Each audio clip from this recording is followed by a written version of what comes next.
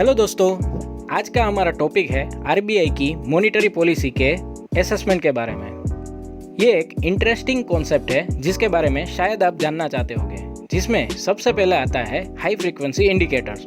जब policy decision लिया जाता है तब पॉलिसी मेकर्स कोई नए डाटा पब्लिश होने का वेट नहीं करते, तो वो क्या करते हैं, वो डाटा सेट को यूज़ करते हैं जो मार्केट में फ्रीक्वेंट बेसिस पे अवेलेबल होता है, जिसको हाई फ्रीक्वेंसी इंडिकेटर्स बोलते हैं। और ये कैसे काम करता है? ये ऐसे काम करता है कि अगर इलेक्ट्रिसिटी के डेटा को देखोगे तो आपको पता चलेगा कि लार्ज इंडस्ट्री प्रोडक्शन मोड में है या नहीं।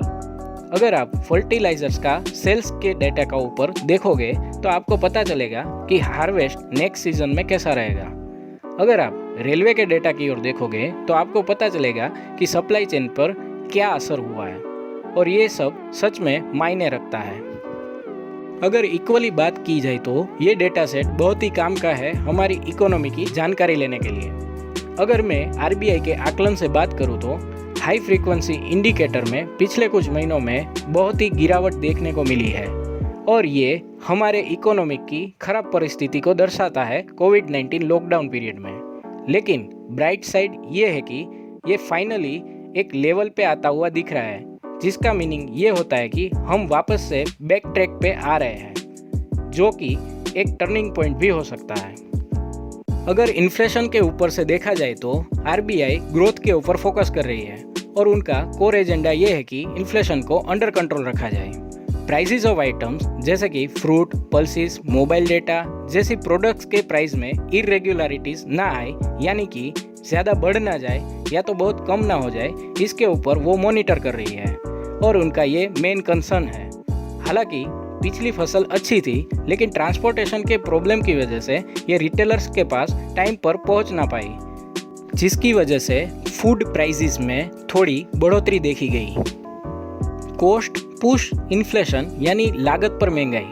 प्राइस का बढ़ना प्रोड्यूसर के लिए एक चिंता का कारण होता है, क्योंकि प्रोडक्शन कॉस्ट भी बढ़ेगी, जिसका कारण होता है कॉस्ट पुश इन्फ्लेशन यानी लागत पर महंगाई, और आरबीआई इसके लिए अभी चिंतित है।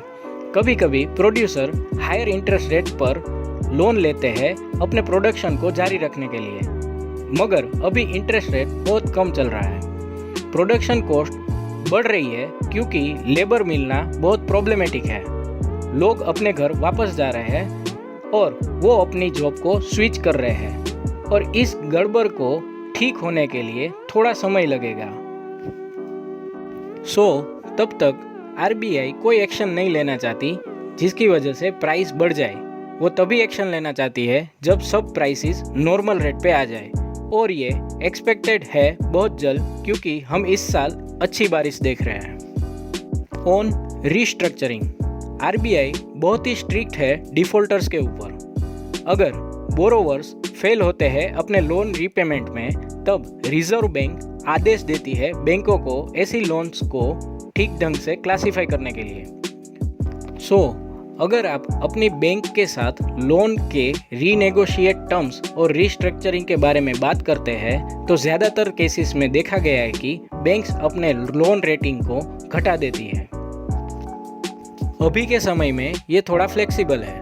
अगर लोग अपने लोन के इंस्टॉलमेंट को पे नहीं कर पाते और लोन को रिस्ट्रक्चर करवाना चाहते हैं, तो बैंक कुछ छूट देती है बिना रेटिंग को घटाए। एमएसएमईज को ये सिमिलर बेनिफिट मिलता है, लेकिन उनके लिए ये स्कीम थोड़े समय के लिए ही है। गोल्ड लोन्स, जो बैंक अभी के लिए गोल्ड लोन ऑफर कर रही है वो टोटली डिपेंडेबल है गोल्ड के कोलेट्रल के ऊपर, जिसमें मार्जिन ऑफ सेफ्टी डिफाइन होता है लोन टू वैल्यू रेशियो से। तो ये कैसे होता है? अगर बैंक के पास लोन टू वैल्यू रेशियो 75% है और उसके पास 100 रुपये का गोल्ड है, तो वो 75 रुपीज़ का ही लोन दे पाएगी। अगर ये रेशियो चेंज होके 90% अब हो जाता है तो बैंक ज़्यादा लोन दे पाएगी सेम अमाउंट पे, यानी कि अगर 100 रुपये का गोल्ड है बैंक के पास तो वो 90 रुपये का लोन दे सकती है। तो आरबीआई ने इस चीज़ को 75% से 90% कर दिया है, जिसकी वजह से लोग ज़्यादा लोन ले पाए।